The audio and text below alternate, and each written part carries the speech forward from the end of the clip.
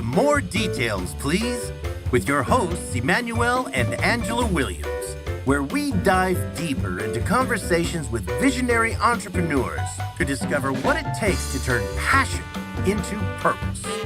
Listen to real-world stories from self-starters and trailblazers, and discover strategies and innovations shaping a greener future.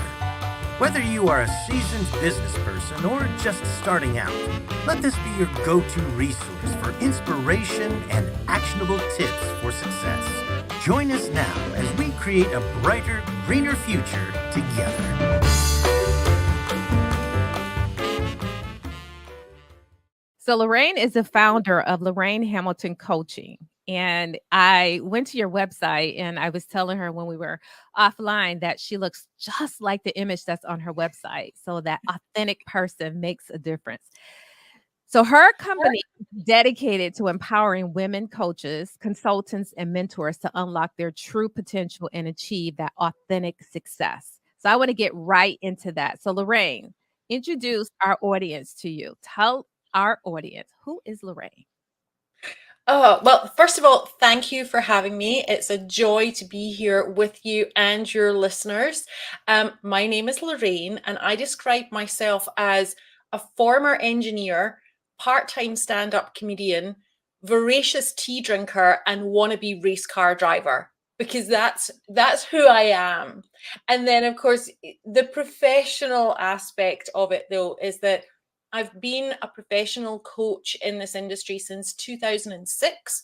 So I am absolutely passionate about giving people a space to explore who they are at their core and do a whole lot of unlearning. I'm much more focused on unlearning with my clients before we can learn some new stuff. So really figuring out what works for my clients and keeping that and letting go of some beliefs, some patterns that no longer serve them. And my calling is to provide a beacon of trust in an industry that has exploded over the last decade. And sometimes it can be really tricky to navigate. So I really want to be that place where people can go and they know that they're going to get the truth, and they know that they're going to work with someone who is absolutely dedicated to integrity and continual professional development. I'll stop there because I'm sure we'll unpack more over the course of the conversation.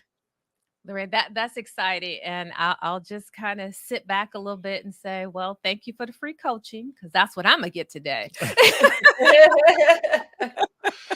Lorraine, I want to ask you, you've done so much, and it's so interesting, your journey and all of the experiences that you've had. How did you get to this point where you are right now at this particular time when it comes to your commitment to coaching? Thank you for that question. So I think everyone who is in this field of work has a story. Something has happened to them to make them want to follow this path. And that is true. I was an engineer, and people go, how did you go from engineering to doing what you do now? And there was definitely a moment that was a catalyst for it. And I had been an engineer, a female engineer in the 90s and early 2000s. There weren't very many of us. There still are not enough of us. But I had a successful career.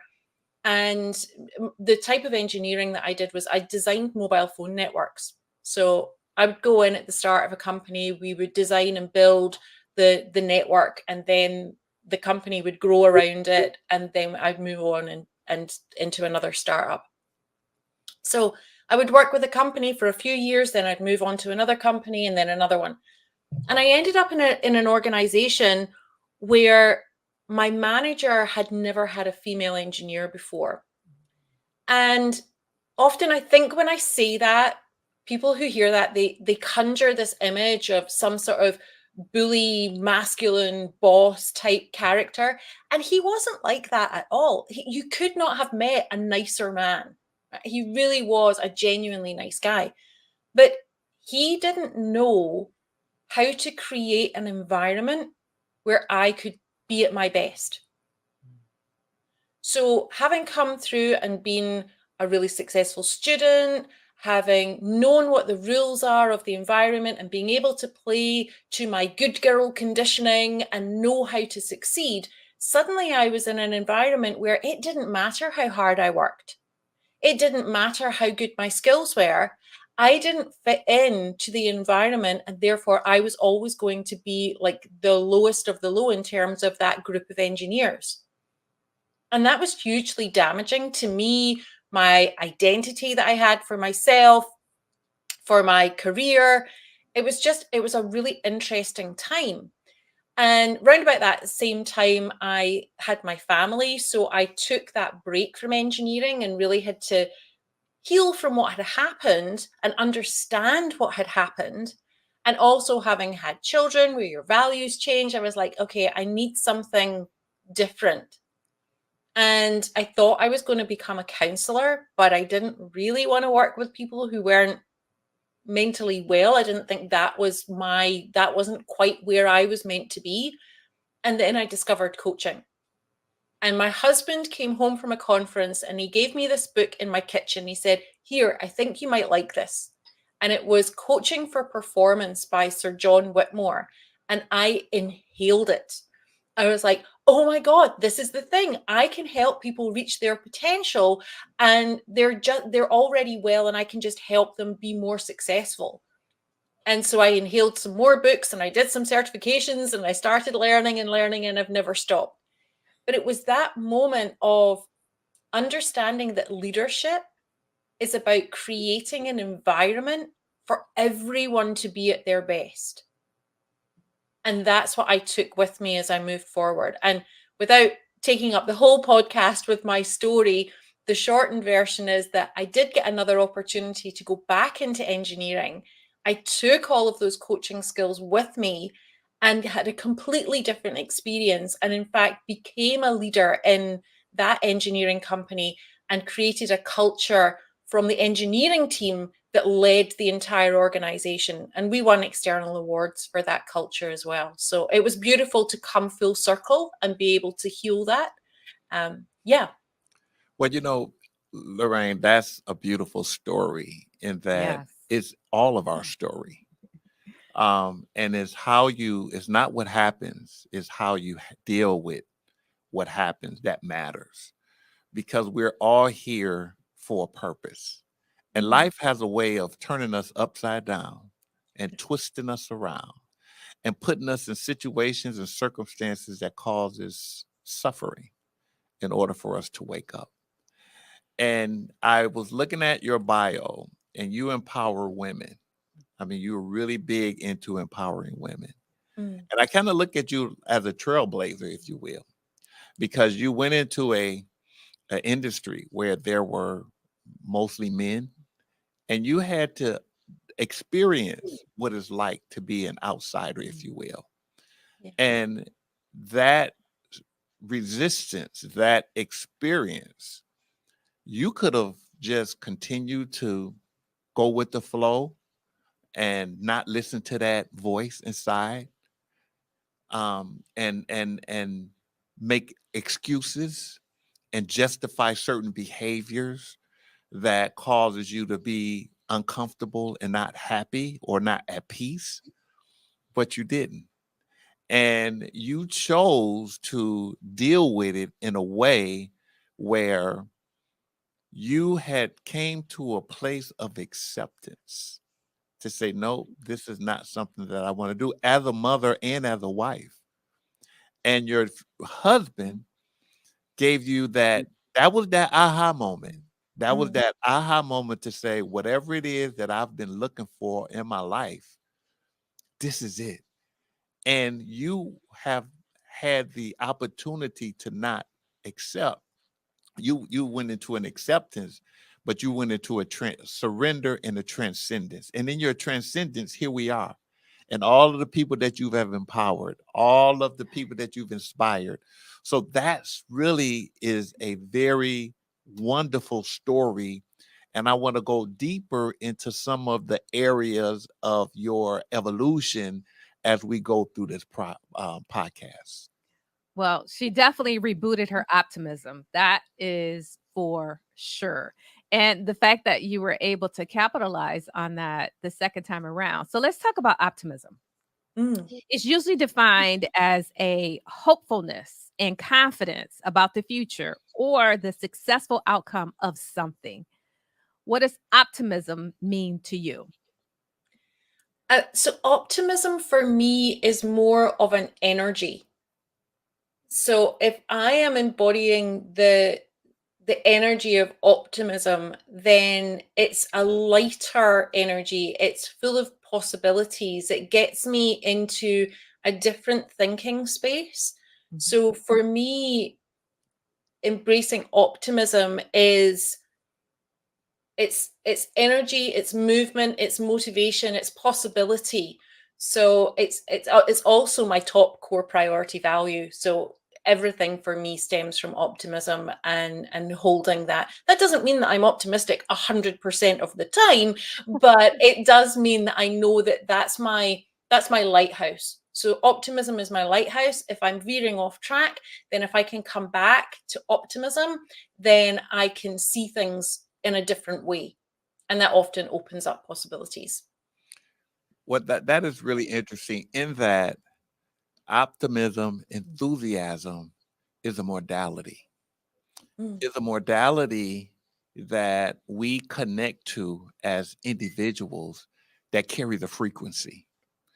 And when you are in line with what you enjoy, when you are in line, and it doesn't matter what it is, if whatever the thing is not what you do, is how you do what you do and what flows into what you do to serve a greater good. And so in that enthusiasm, in that optimism, it is number one, when you align yourself up with your purpose, when you realize that this is what I want to do, this is what the universe has been trying to guide me, and this is my lights are turned on, and this is what brings me joy.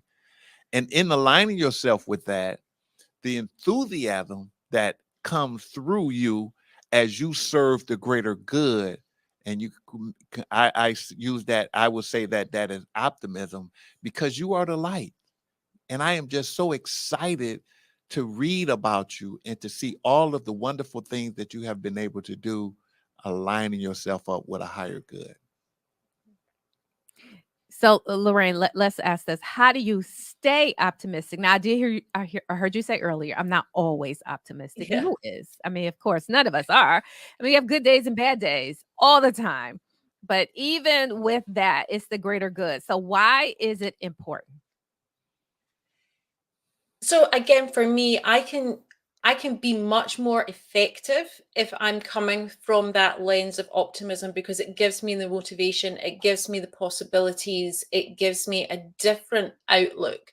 So if I'm not feeling so optimistic, if as Emmanuel, you said, this journey of entrepreneurism, it takes you, there are ups and downs, and sometimes it's a challenge when you're juggling all the things, or you've put so much effort and love and time and energy into something and it doesn't work the way that you had hoped it worked.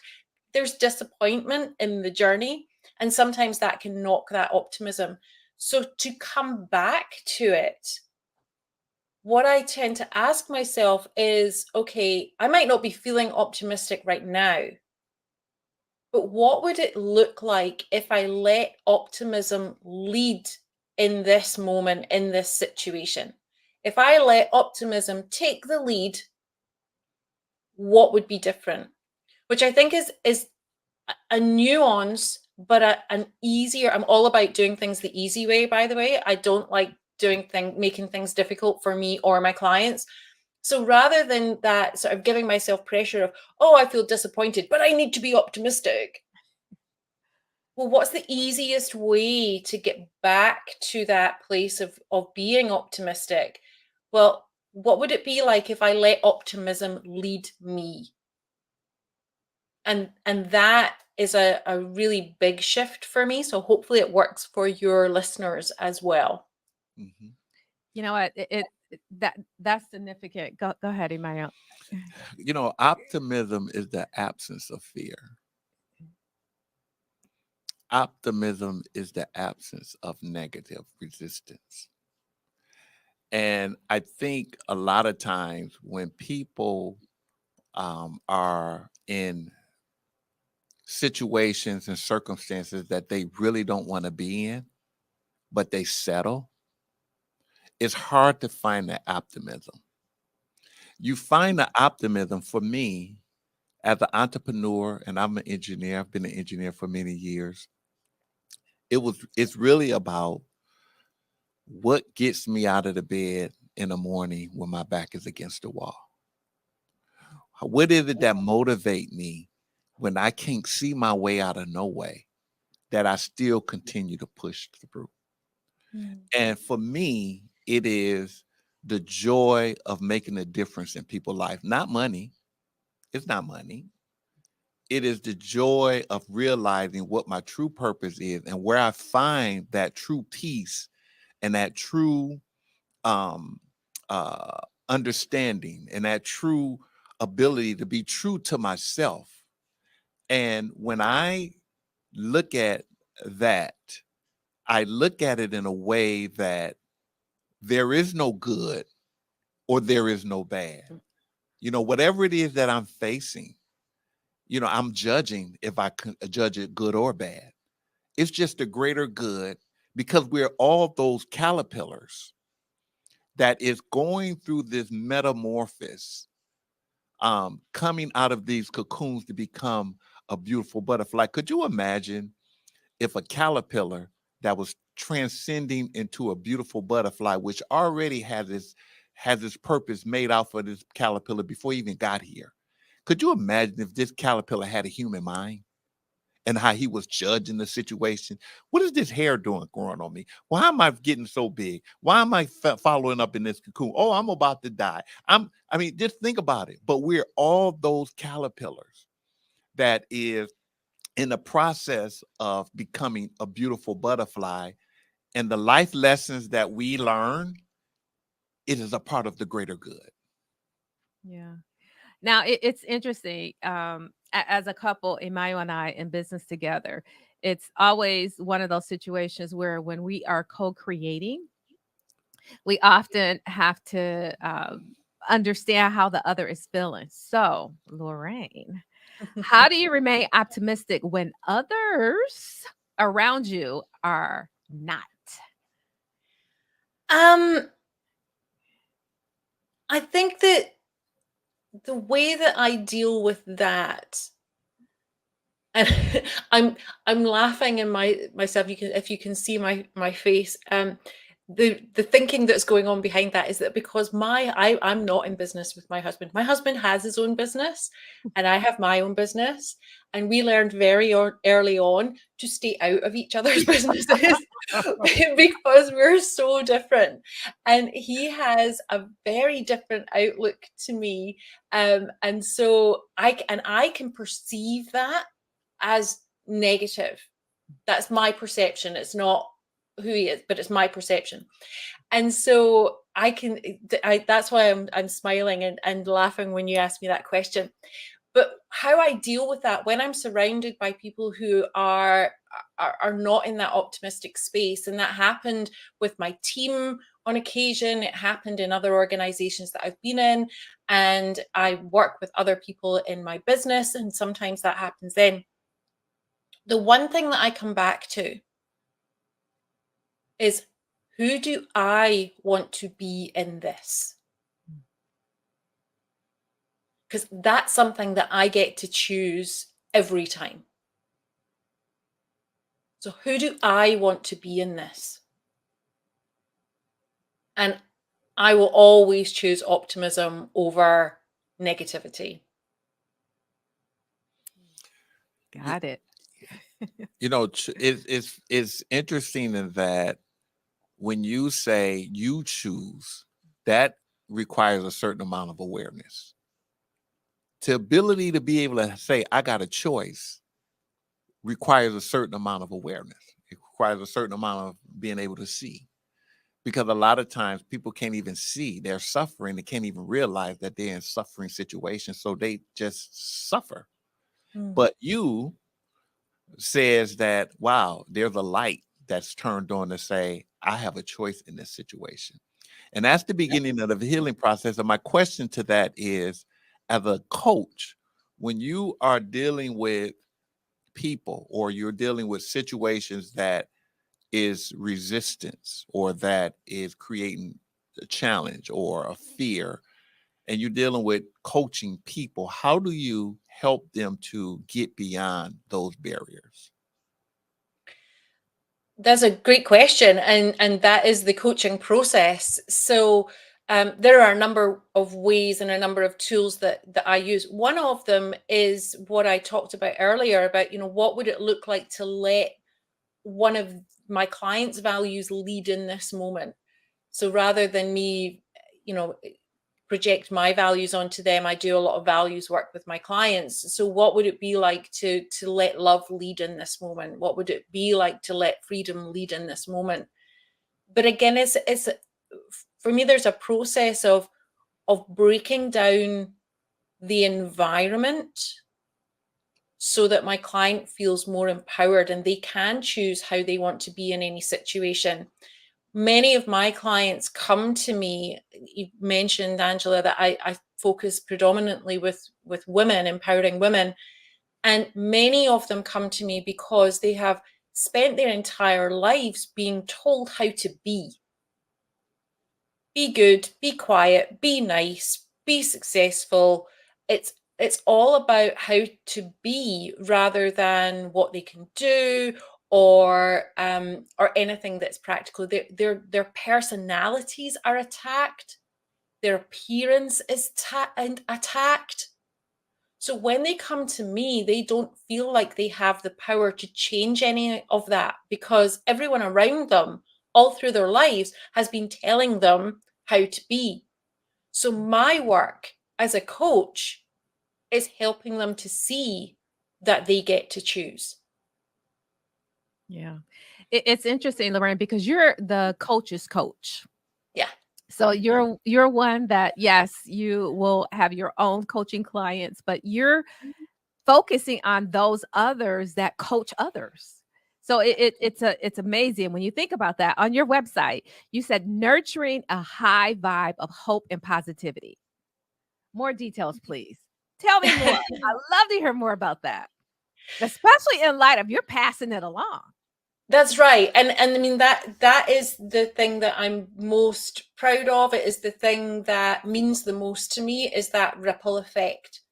So my clients, and I don't want this to sound as if I'm claiming any success from my clients. I am proud of my clients' success. So I get to, kind of like a proud parent when they go off and they're successful. I'm not claiming that as my success. I'm celebrating that success. But I also get to celebrate the success of my students' clients. And that is just next level to see my students go out and transform the lives of their clients.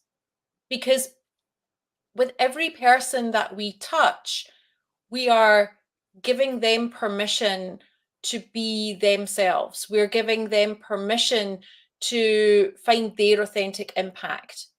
So we're role modeling that, and that's giving them permission, and then the ripple effect of them giving others I mean, it's something that can grow and it can spread, and we can really make a massive worldwide change.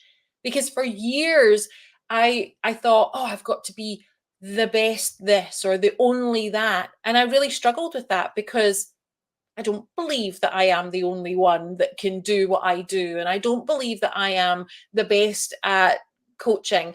I hold myself to a high standard. But when I realized that I can contribute to this movement of empowering people to be role models, to be their best, to find that they are who they are supposed to be and have no regrets. This is so important to me, to live their life and go, yeah, okay, well, things maybe didn't work out the way I thought they were going to work out, but I don't have any regrets. That's why I'm here. Yeah. Lorraine, I have a question. When you was a little kid and where you are now, the interactions or the desires that you had when you was little, and you try to connect the dots with the things that you've experienced with your life and where you are now, could you look back and see that there were some characteristics when I was a little kid that I am now connected to get me that kind of the desire and the passion to be where I am right now? Do you see a correlation or a connection with activities as a young kid and where you are now and what you're doing? I do, but it was a very young kid, and there is a very big block in the middle where I was in that place of being told what to do and how to be, and the behaviors that others were displaying to me had a really big impact on me. But I'll tell you the story that does answer that question. And I was 4 years old. I remember being 4 years old, and my mum was trying to get me to finish my meal, my dinner, and I had one piece of food left on the plate, and it was a Scottish thing. It's called a tatty scone, right?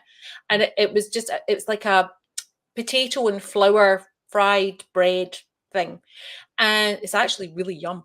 But I had one piece left on my plate, and she was trying to get me to finish it, and she'd be like, if you don't finish it, then there's no dessert for you, or if you do finish it, then you can have a treat. Or she was trying everything that she could think of to get me to finish it.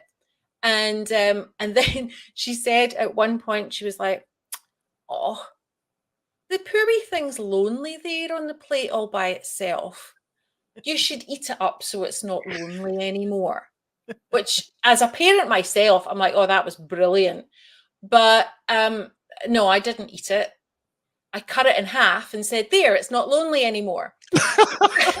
That's interesting. That is interesting. And it's that way of looking at things from a different perspective, something that's a little bit different, is what I do now.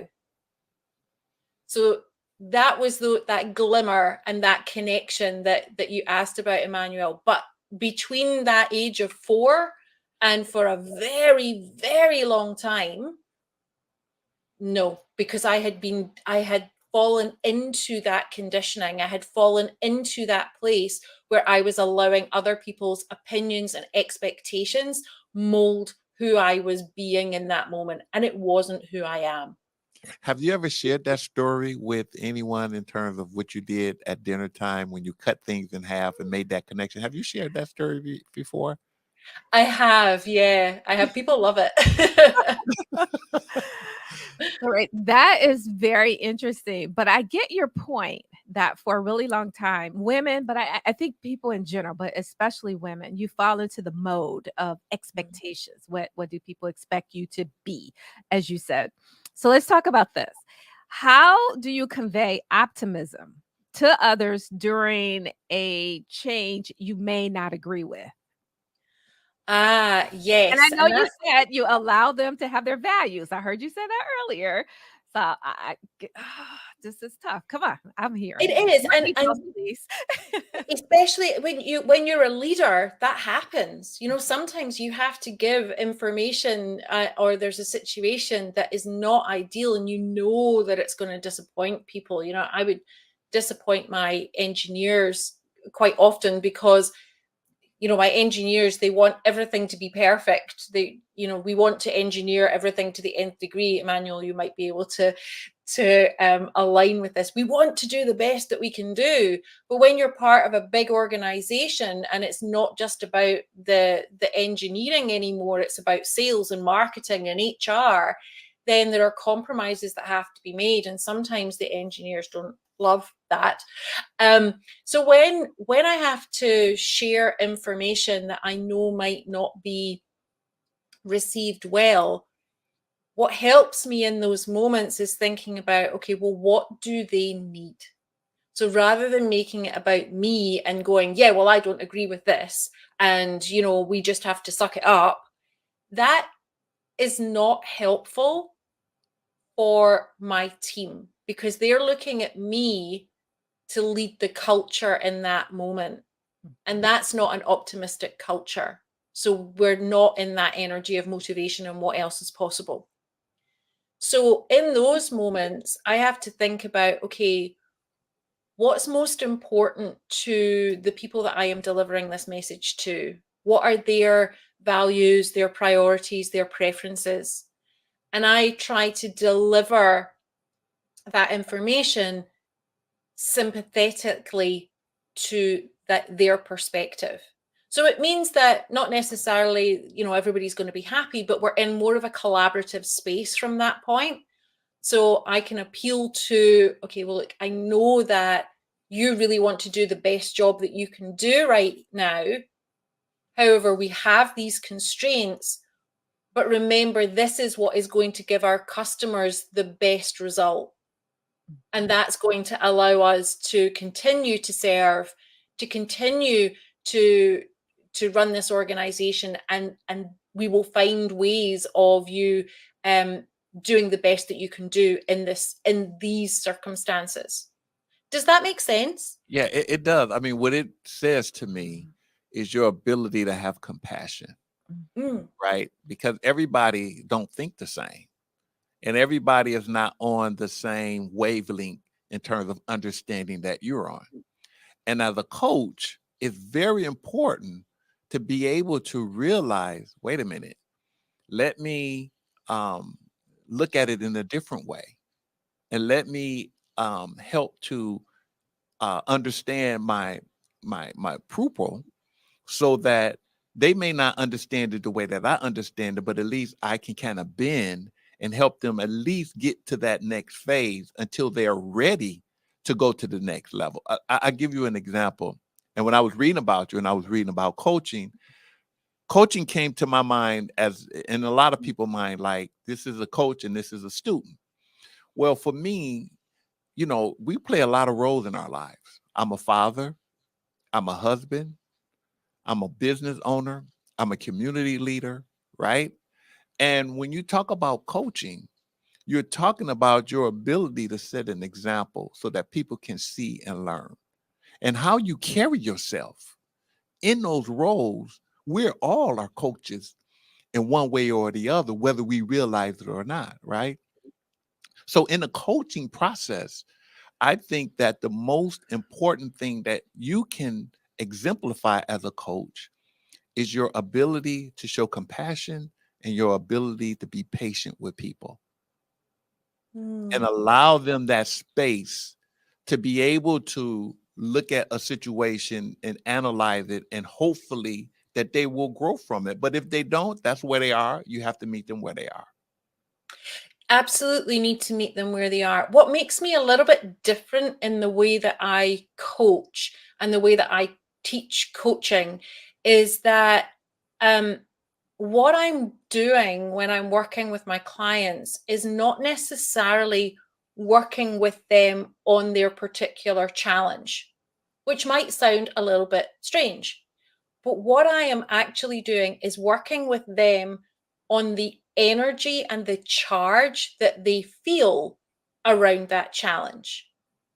So taking them from that space of maybe feeling disappointed or frustrated or overwhelmed and moving them into an energy like optimism that gives them a completely different outlook on the problem.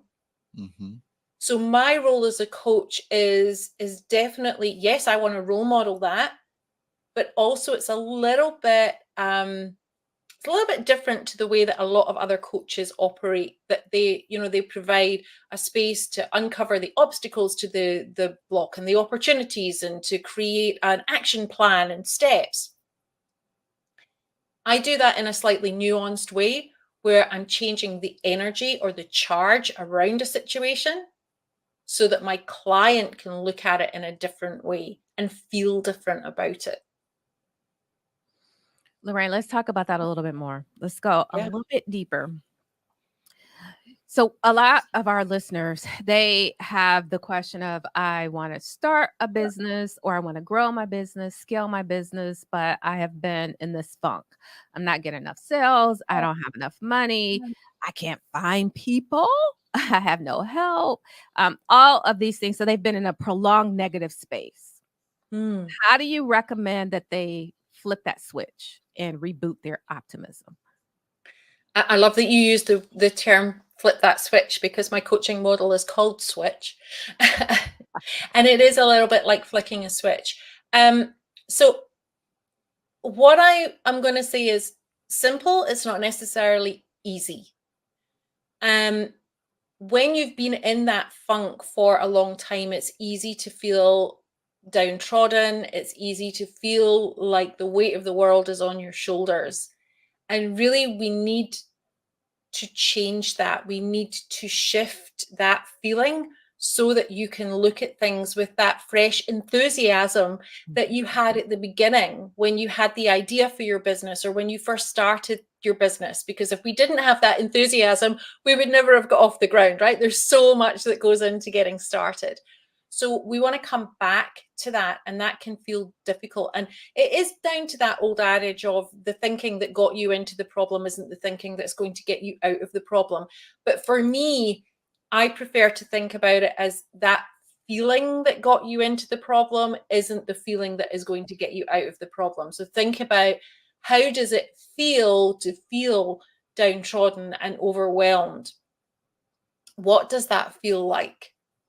And that's something that we often don't spend a lot of time considering. It's like, what does it actually feel like? We use labels to describe those feelings, like overwhelmed and downtrodden and negative and disappointed. But what does that actually, excuse me, feel like in your body? And it's often described as a heaviness, a darkness. And that's not the place that we want to be starting something new or growing something. So imagining the feeling that you would rather have is usually described to me as more of a lightness and expansion. So if you are in that space and you recognize that you're feeling that heaviness, that darkness, that's the thing that we need to change. And there are lots and lots of different ways to do that.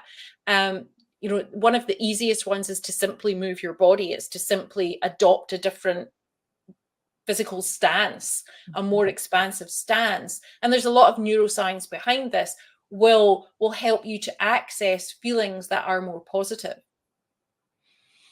So really shifting how you feel will help you to think in a different way. Okay. Let's talk a little bit about your ability to increase somebody's energy to make them a better person. Because you're the coach's coach. Yeah. And your model is energy, because that's what we all are. We are all energy.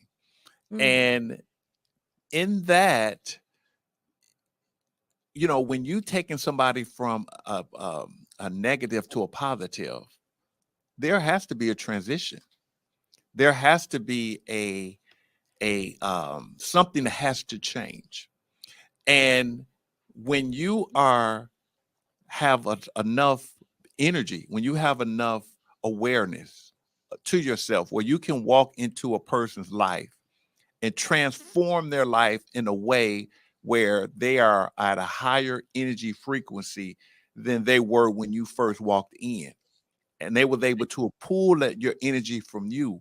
One of the things that I kind of look at is, what is it about them that you're not really adding, but you are letting them see what they need to be removed.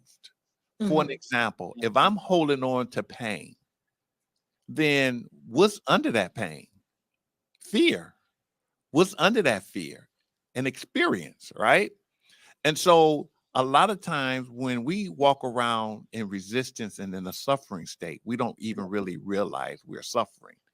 And that is the darkness. That's what keeps us stuck. That's what keeps us vibrating in a way where we continue to to attract what we keep getting. But when you're able to turn on the light like you do, and in terms of increasing the energy vibration, are you going from it from a perspective of, I know you got compassion for your coaches. I know you understand your coaches. I know you understand what buttons to push. Are you coming from it to saying, well, I'm giving you, or I'm letting you see what you need to move in order to increase your vibrational frequency? Yeah, absolutely that. It's about recognizing what we need to let go of. And much of the time, it is coming from a place of unconscious fear and then subconscious protection. So, the latest research into the vagus nerve, which is a nerve that runs all the way through our body, has shown us that 80% of information is actually traveling from body to brain, not brain to body, which is what we thought for a long time. So, what that means is that we are acting on things that we are not even aware of before it reaches our brain and we can have cognitive thought around it. And that's why, we can have self-sabotaging behavior. Say we keep on failing in our healthy eating plan or our exercise plan, but logically we know what we need to do, but somehow we keep getting in our own way. That explains it. So it's really understanding what is serving you, and what has served you up until a point has kept you safe, and thanking that and then letting it go so that you can step into that next version of yourself. And that happens a lot in entrepreneurship, because my coaches that I train are often in their own business as well. So then I'm working with other entrepreneurs. And so it's getting them out of their own way when it comes to fear, because in order to do something new, we have to put ourselves in a inherently risky situation, which our bodies don't like, and our primal instincts don't like that, because they're still operating in that ancient fight, flight, life or death situation. So it's understanding that, unpeeling those layers, recognizing that that's what's happening, and the fact that we are uncomfortable is probably not going to be fatal. So it's allowing us to move forward safely and breaking those self-sabotage patterns, breaking those unconscious fear patterns. So very much as you described, Emmanuel, it's not about me giving my clients anything. It's about me shining a light on and giving them the awareness, I suppose, for them to choose what to keep, what to release, and what to replace that with. That's beautiful. One of the most important things I think a person must be responsible for is their state of consciousness, what they think, what they feel, what they believe, and their personality. Because what you are is what you're going to get. If you're looking at life from the perspective that the cup is half empty, then that's what you're going to attract. But if you're looking at the cup from life from the perspective of the cup is half full, then that's what you're going to attract, because we're energy. We attract what we are, right? Mm. So my question becomes, and I ask myself this, is that if the state of consciousness that I am is the most important thing that I have to take responsibility for as an individual to create the life that I want to create, what determines my state of consciousness? And what determines my state of consciousness is my degree of presence, my ability to be able to say, oh, wait a minute. Fear is a psychological, if we, it's different type of fear. You got primordial fear, where the bear come out the woods and attack you, you're going to defend yourself. But most of our fears are self-inflicted and they're psychological. And I call that the matrix, because we're all walking around telling ourselves these stories that the body are reacting to, and we keep ourselves in that state of panic. So my question to you is, when you're dealing with your clients, when it comes to fear, how do you help them? And I know you gave some examples, but is there any other tools that you have in your toolbox that you help them to overcome or go beyond those fears? Yes, I'm so excited that you asked this question.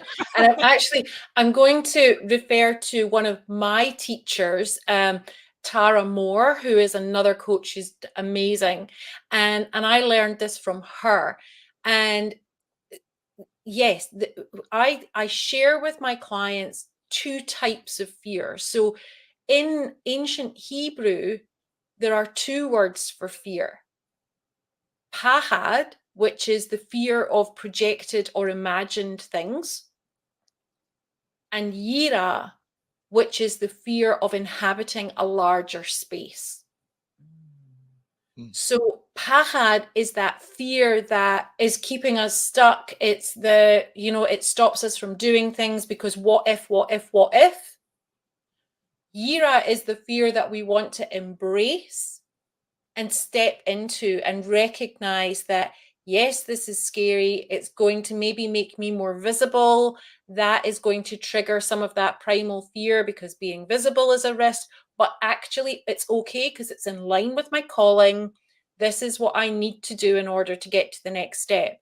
Whereas being trapped by pahad, that what if fear, that's going to keep us trapped. So we want to get past that fear and use all of our tools, letting optimism lead, and doing breathing tools and all of the other things that I teach my coaches. But Yira is we want to step into that, embrace it, recognize that even though it's uncomfortable, that feeling will dissipate. And that's something else that I learned far too late in life, that I had been taught as a child. Don't be afraid. Don't be afraid. Don't be angry. Don't be scared. Don't be sad.